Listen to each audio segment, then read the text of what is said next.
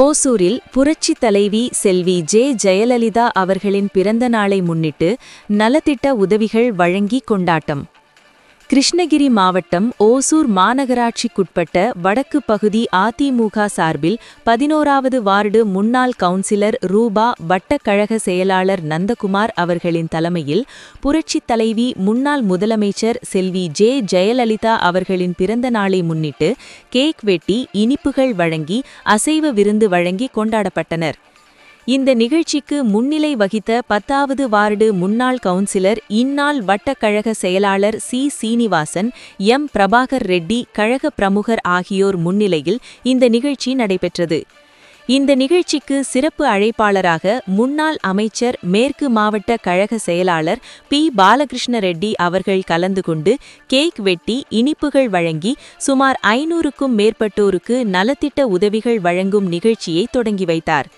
அப்போது அவர் பேசுகையில், தமிழகத்தில் இரும்பு பெண்மணி போல் ஆட்சி செய்தவர் புரட்சித் தலைவி அம்மா செல்வி ஜே. ஜெயலலிதா அவர்கள்.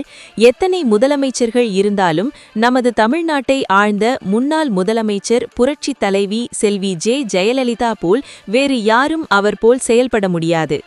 பின்தங்கி இருந்த தமிழகத்தை முன்னேற்றியவர் எம்ஜிஆர். அதனைத் தொடர்ந்து அம்மா ஆட்சிக்கு வந்த பின்பு தமிழகத்தை வளர்ச்சி பாதைக்கு கொண்டு சென்றார். ஆனால் தற்போது ஆட்சி திமுக அரசின் அமைச்சர்கள் 4.5 லட்சம் கோடி ஊழல் செய்துள்ளார்கள். கேஸ், பெட்ரோல், டீசல் உள்ளிட்ட பல்வேறு வாக்குறுதிகளில் விலை குறைப்போம் எனவும் வாக்குறுதிகள் வெளியிட்டார்கள். ஆனால் 4.5 ஆண்டுகள் ஆகியும் எந்த ஒரு செயலும் நிறைவேற்றவில்லை. தமிழக முதலமைச்சர் என குற்றம் சாட்டினார்.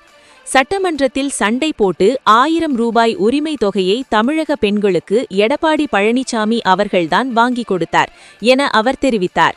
மேலும் இந்த நிகழ்ச்சியில் பேரவை செயலாளர் சிட்டி ஜெகதீஷ், ஒன்றிய செயலாளர் ஹரிஷ் ரெட்டி, மாநகராட்சி கவுன்சிலர் நாராயணன், பகுதிச் செயலாளர் மாநகராட்சி கவுன்சிலர் அசோக் ரெட்டி, ஓசூர் பகுதிச் செயலாளர் ராஜ், கலாவதி சந்திரன், தில்ஷாத் ரஹ்மான், முரளி, சந்திரன், ராஜேஷ் சிவா, ராஜா, ஸ்ரீகண்டையன், சந்திரபாபு, ராஜா மாரப்பா வெங்கடசாமி, ஆட்டோ கணேஷ், வழக்கறிஞர் ஆதி வெங்கடாஜலம், நாராயணன், வெத்தலை ராஜா உள்ளிட்ட கட்சியின் இந்நாள் முன்னாள் நகர, ஒன்றிய, பேரூர் கழக நிர்வாகிகள் என பலர் கலந்து கொண்டனர்.